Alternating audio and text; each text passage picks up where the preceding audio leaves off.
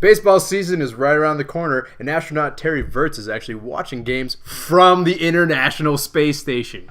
This is Space News. What's up, Internet? Welcome to another week of Space News. Kevin, we're going to start off with something that is very close and near dear to your heart, cooking with a microwave.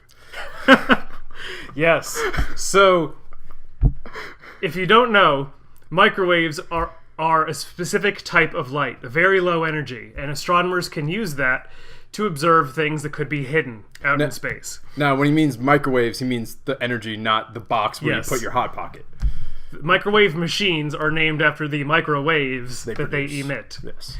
Now, microwave telescopes are a kind of radio telescope, and they have to be very carefully monitored because there are many different kinds of human interference that can happen when you use something like that. Like your cell phone and anything that really emits in radio or... There are giant radio quiet zones around these telescopes. Yes.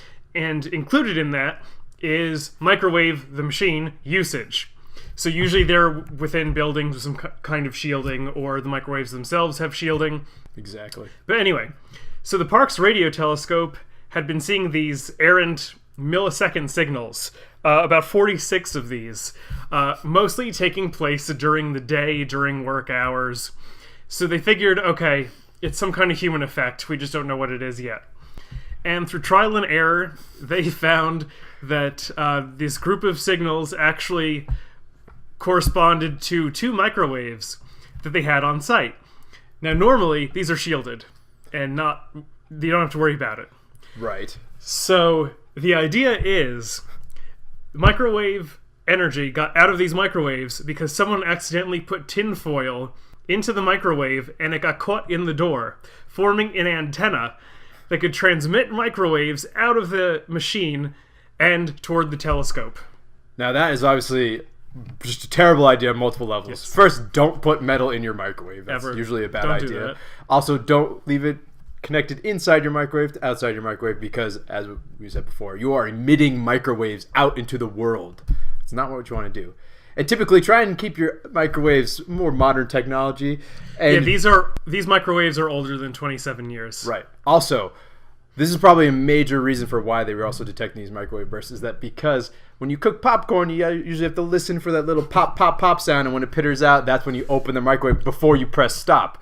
Now, because you don't press stop and you open the microwave immediately, you are allowing those waves to come out, and then they mess up people's data.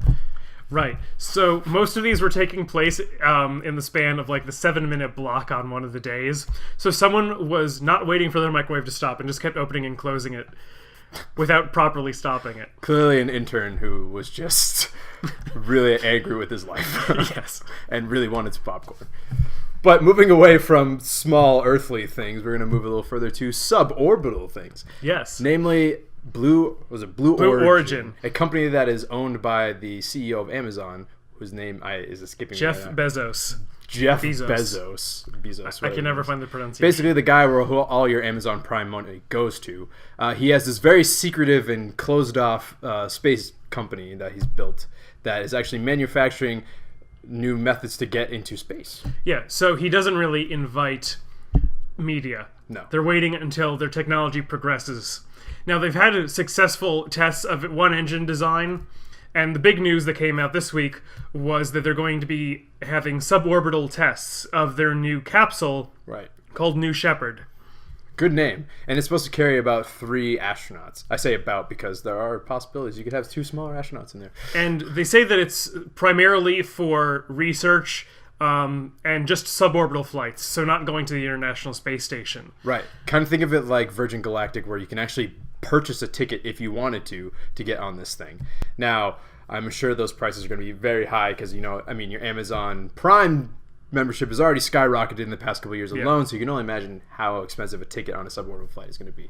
But the point is, this is opening another opportunity, another line of travel up to the International Space Station eventually when they move on to creating higher versions of the spaceflight system. But the BE-3 rocket that they tested just recently went smoothly, and they're already on track for testing the whole thing later on this year, and the next one that comes out in 2017.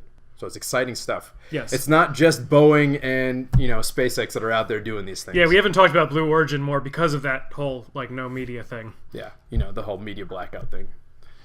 It's just very interesting stuff to think that there's someone out there who doesn't want people to know these things. I think that's interesting. Unlike Elon Musk, who just posts everything to Twitter. Yeah, posts everything to Twitter. And, speaking of the guy, he's actually, well, not him personally, but SpaceX is launching another rocket on Monday, or I should say today. And we would like you all to cross your fingers that the landing of the booster, right? Yeah, the first stage. The first stage goes smoothly, and they actually get the 10-point touchdown, vertically landing everything. So, fingers crossed for High that. hopes. High hopes for that. But in the meantime, if you want to also have your fingers crossed for us, you can do that by putting something over your chest. It's called a t-shirt. This is a new technology, but you can purchase one over at outofspacetv.spreadshirt.com. We have ones like the one I'm wearing right now. There's also mugs. You can also support the show in other ways, such as subscribing, liking, commenting, yada, yada. Watching older videos. That thing, too. Kevin will have more after the end of the episode. But thank you for watching. Thanks. We'll see you out there. Thanks for watching today's video. You can like and subscribe down below, as well as comment on all the different subjects that we talked about today. You can find other content elsewhere on the internet, so look for those links. You can also watch a random video of our channel right here. Thanks for watching.